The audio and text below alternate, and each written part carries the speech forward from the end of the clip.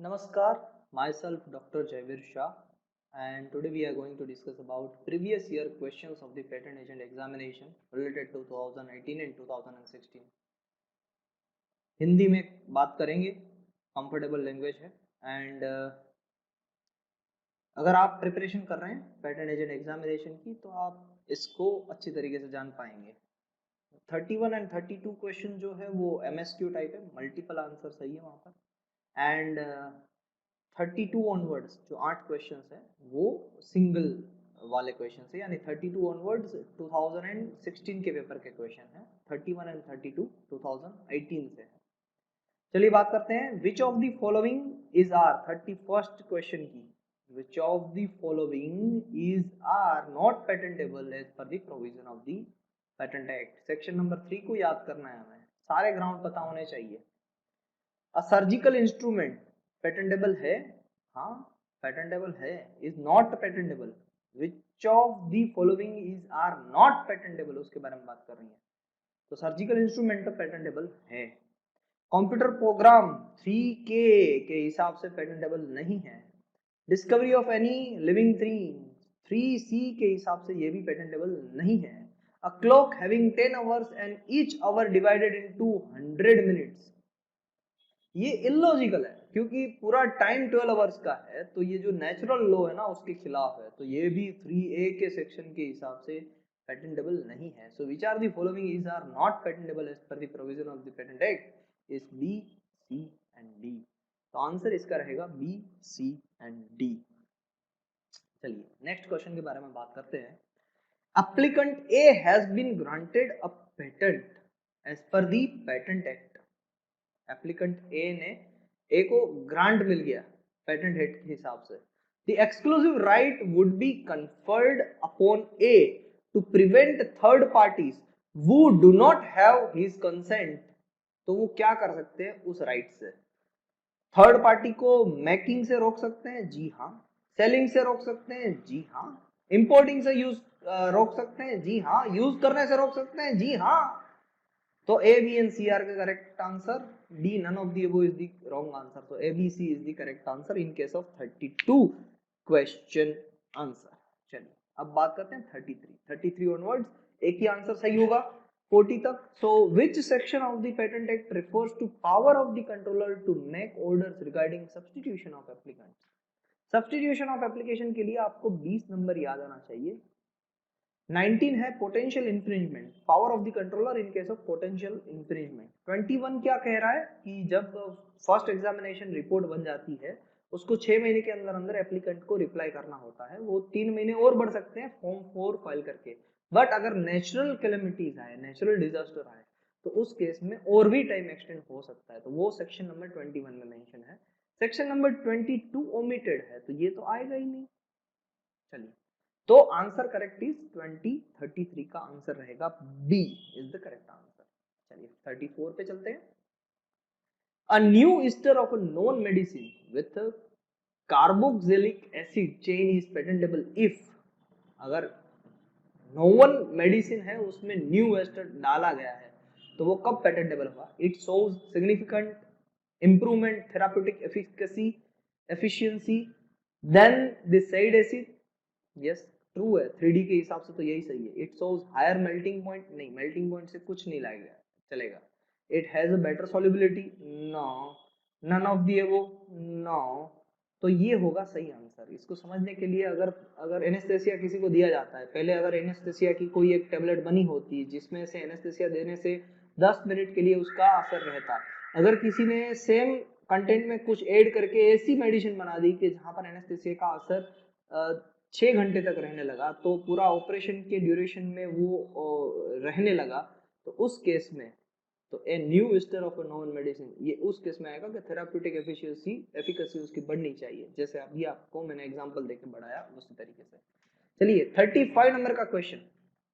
The controller neither shall refuse to grant a patent nor a patent shall be revoked by a reason only of any circumstances under। the controller neither shall refuse the grant of a patent, grant के लिए refuse भी नहीं कर सकता है, nor a patent shall be revoked, patent revoke भी नहीं हो सकती है अगर रीजन इनमें से है तो। पहला है सेक्शन नंबर 29 एंड 31।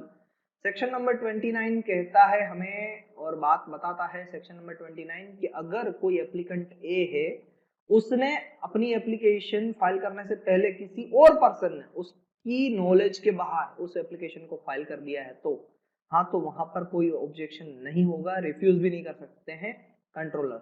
और दूसरा है 31 क्या कह रहा है, अगर पब्लिश हो चुका है उसी ओनर ने, अगर मेरी पेटेंट है, मैंने पहले रिसर्च पेपर पब्लिश किया ऑफिशियल गैजेट में जिसका नाम आ रहा है वही जगह पर, फिर उसके बाद डिस्प्ले किया अपने प्रोजेक्ट को उस ऑफिशियल गैजेट में जिस इवेंट का नाम आ रहा है उस इवेंट के अंदर मैंने अपने इन्वेंशन को डिस्प्ले किया और उसके 12 महीने के अंदर अंदर मैंने वो एप्लीकेशन फाइल कर दी, तो वहां पर भी कंट्रोलर मुझे कुछ नहीं कह सकते हैं। So controller neither shall refuse to grant a patent nor a patent shall be revoked, patent revoke भी नहीं हो सकती है। सेक्शन नंबर 30 क्या कह रहा है, 30 भी वही कह रहा है, 30 कह रहा है कि अगर गवर्नमेंट ने यूज किया मेरी पेटेंट का फाइल होने से पहले तो वो एंटीसिपेशन नहीं करेगा। 32 क्या कह रहा है, 32 कह रहा है अगर पब्लिक वर्किंग किया हो किसी ने भी, जैसे कि रोड रोलर है किसी का वर्किंग किया हो, तो वो भी यानी कंट्रोलर उसको मना नहीं कर सकते हैं। सेक्शन 35 एंड 37 ये है सिक्रेसी डायरेक्शन, यहाँ पर कंट्रोलर मना कर सकते हैं 35 और 37 में। तो ये सिक्रेसी डायरेक्शन है, यानी यहाँ पर मना कर सकते हैं बट ए बी में मना नहीं कर सकते हैं। सो बोथ आइदर ए और बी और both is the correct answer. So 35 का सही आंसर है डी। चलिए अब बात करते हैं 36 क्वेश्चन के बारे में। 36 क्वेश्चन है, on a successful opposition to the patent under section 25(2) on the ground of wrongful obtaining, wrongful obtaining में भी फेवर कहां पर हो रहा है, जो जिन्होंने wrongful obtaining के लिए केस किया उनके फेवर में। The opponent has to file the application for changing the name of the patentee in his favor in form number, which form number to be used, form number 12 to be used। why form number 3 किसके लिए, foreign filing के लिए section number 8 के हिसाब से। Form number 9 किसके लिए, early publication के लिए है। फॉर्म नंबर 18 क्या है, एग्जामिनेशन के लिए है। तो फॉर्म नंबर 12 किसके लिए है, अगर रॉन्गफुली ऑब्टेन हो चुका है तो रिक्वेस्ट करने के लिए कि मेरे नाम पे वो पेटेंट कर दीजिए। 37 नंबर का question, under section 21JA of the Indian patent act 1970 inventive step means an invention that involves, inventive step किसको कहा जाता है, technically advancement as compare to existing knowledge, yes. Economically significant, yes, दोनों सही है। Technically advance as compare to the existing knowledge और having economical significance, और both, C is the perfect answer. तो 37 का सी आंसर सही है। जो भी 21J के हिसाब से इन्वेंटिव स्टेप किसको कहा जाएगा, टेक्निकली एडवांस होना चाहिए और इकोनॉमिकली सिग्निफिकेंट, या फिर दोनों हो सकते हैं।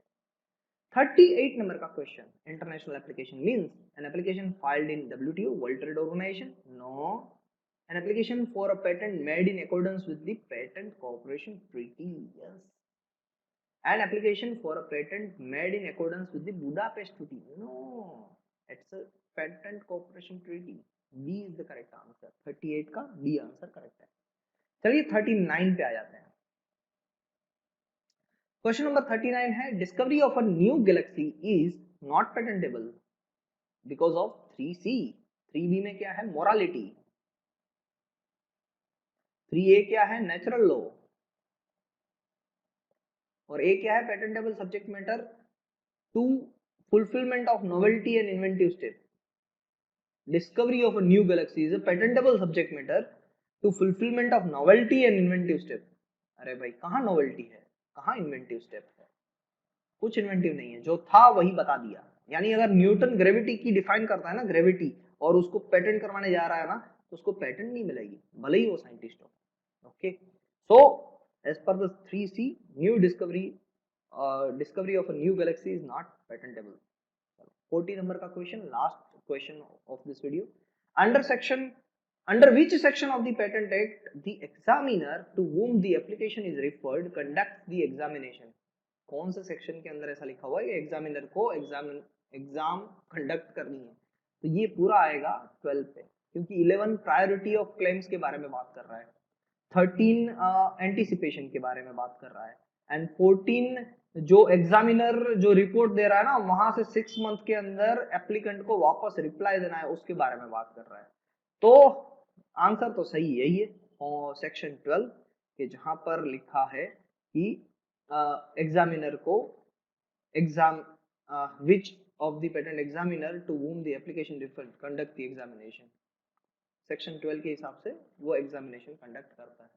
अगर आपको अच्छा लगा ये एफर्ट तो लाइक शेयर एंड सब्सक्राइब।